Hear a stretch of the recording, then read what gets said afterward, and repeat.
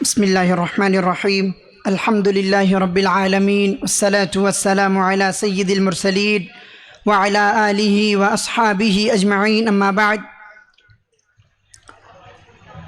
میرے عزیز مشفق و مربی اساتذہ کرام، ذمہ داران مرکز، مہمانان گرامی قدر، بلبلان چمن اور میرے علمی ہم سفر ساتھیوں، السلام علیکم ورحمۃ اللہ وبرکاتہ۔ اللہ رب العالمین کے جملہ احسانات میں سے ایک بہت بڑا احسان یہ ہے کہ اس نے آج کے دن اس حسین موقع پر مرکز سے تعلق رکھنے والے ہر فرد کو یہاں اکٹھا کر دیا اور ایک دوسرے کے ساتھ ہم کلام ہونے کا موقع عطا کیا۔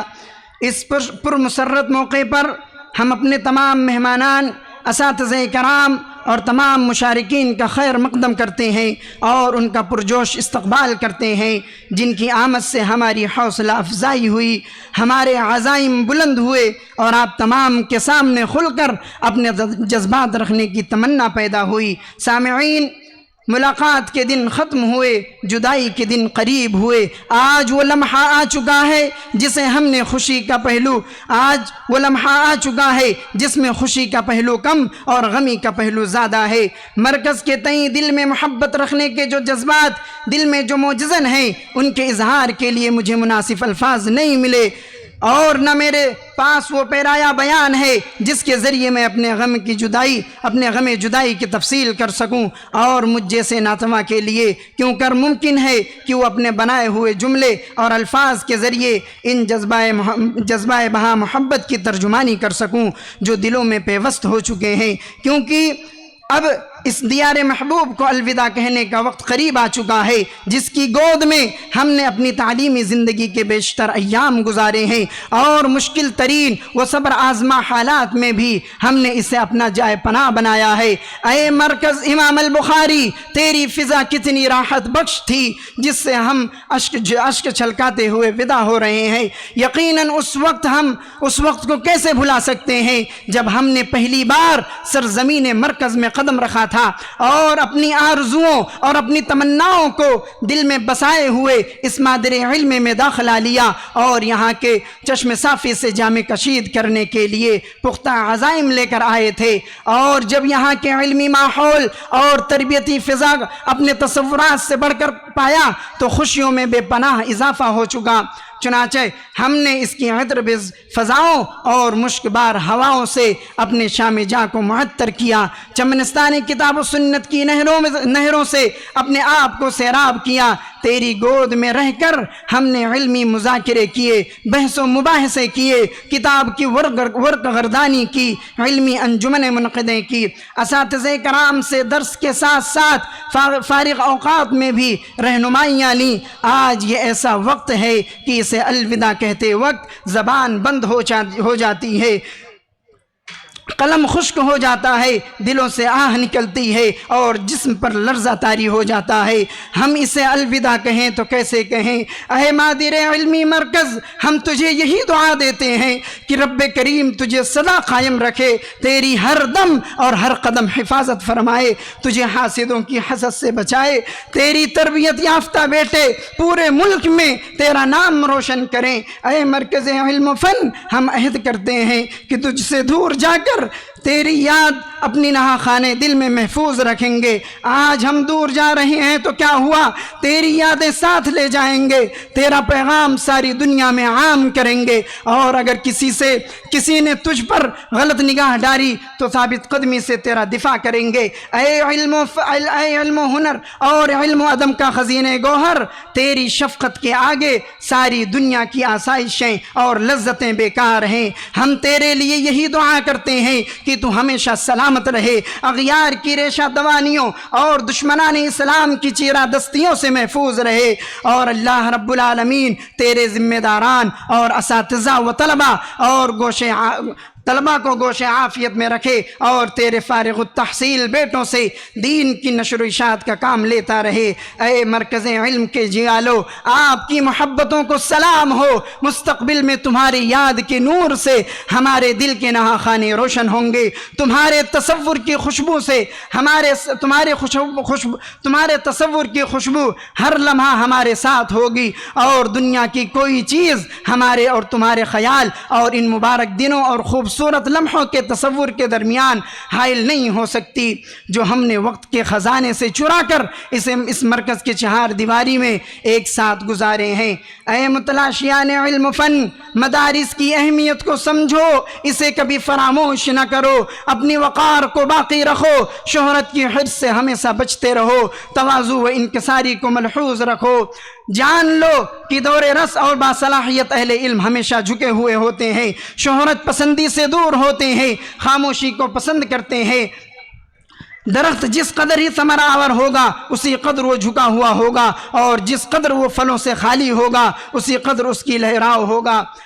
یہی مثال اہل علم کی ہے کہ دور رس باصلاحیت اہل علم ہمیشہ جھکے ہوئے ہوتے ہیں، شہرت پسندی سے دور اور خاموشی کو پسند کرتے ہیں، کسی مسئلے میں کوئی بات کہنے سے پہلے اس کی تہ تک پہنچنے کی کوشش کرتے ہیں۔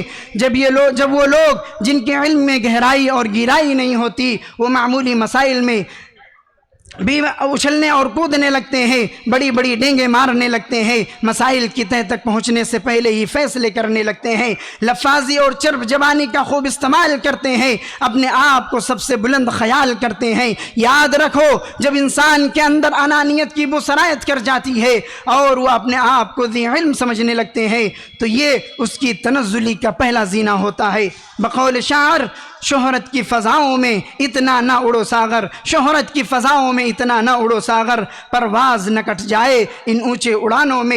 اے چمنستان علم و فن کے گوہرو، علم کا بنیادی مقصد عمل ہے، اس لیے عمل کو علم کی حفاظت کا سبب بنائیں، مطالعہ میں وسعت پیدا کریں۔ کتابوں کی ایک فہرست کی ضرورت ہے تاکہ ایک ترتیب سے اس کا مطالعہ کر سکیں۔ سیرت نبوی صلی اللہ علیہ وسلم، سیرت خلفائے راشدین، اور اس کے بعد بالترتیب اموی اور عباسی اور عثمانی دور حکومت کا ایک سرسری مطالعہ ازحد ضروری ہے۔ اس کے بعد اہل حدیث کی تاریخ کا مطالعہ کریں، سلفی عقیدہ کے خلاف جو مواد جہاں ہے اس سے واقفیت بہت ضروری ہے۔ اسحاق بھٹی کی ساری کتابیں پڑھ سکیں تو پڑھیں۔ گزشتہ 50 سالوں میں جو دینی لٹریچر تیار ہوا ہے وہ لازمی طور پر زیر مطالعہ ہو۔ یہی مطالعہ آپ کو بتلائے گا کہ موجودہ دنیا میں اصل کھیل کیا ہے۔ اپنے ملک کی تہذیب و ثقافت کی تفہیم ایک اہم ترجیح ہے۔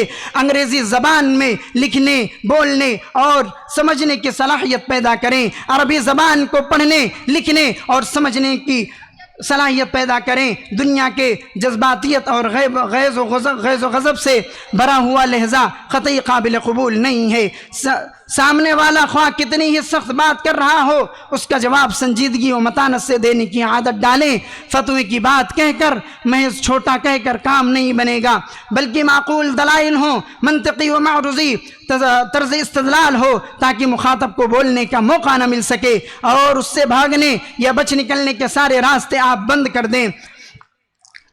دور حاضر کا علم کلام یہی ہے کہ تقلید و شرک کے قائلین کے دلائل اور ان کی اصل غلط فہمیوں پر نگاہ ہو۔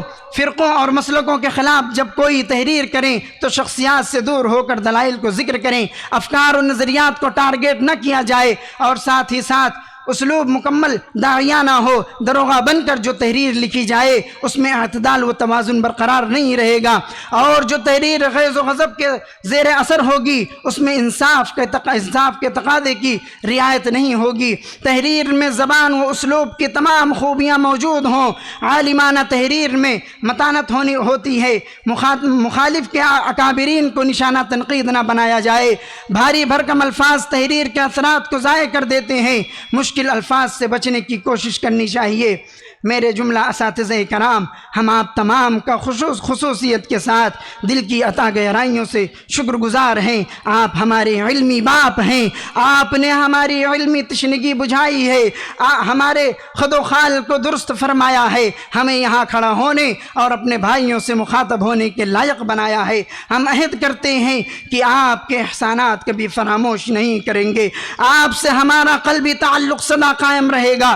ہم بھی یہ گزارش کریں گے کہ خدا را فراغت کے بعد ہمیں اپنے علمی مشوروں اور قیمتی رہنمائیوں سے محروم نہ کریں۔ اے میرے علمی ساتھیوں، ہم نے آپ کے ساتھ جامعہ میں حسین لمحات گزارے ہیں، آپ کے ساتھ ہمارا اٹھنا بیٹھنا رہا ہے، آپ کے ساتھ ہم ہنسے بھی ہیں، آپ کے ساتھ ہم روئے بھی ہیں، آپ کے ساتھ ہم کھیلے بھی ہیں۔ لہذا دانستہ یا نادانستہ طور پر اگر کبھی ہم سے کوئی غلطی ہوئی ہو، جو ہماری کسی بھی حرکت سے آپ کا دل دکھا ہو، تو اللہ کے لیے ہمیں معاف فرما دیں۔ ہمارے دل آپ کے لیے صاف ہیں، آپ بھی ہمیں اپنا بھائی سمجھ کر ہمارے تئیں اپنا دل صاف رکھیں۔ اللہ ہم سب کے دلوں کو ایک دوسرے سے جوڑ دے، آمین۔ آخر میں اللہ رب العالمین سے دعا ہے کہ اللہ رب العالمین ہمیں اور آپ کو کامیاب کرے اور مرکز کو اپنے حفظ و امان میں رکھے۔ اساتذہ کرام، ذمہ داران مرکز اور تمام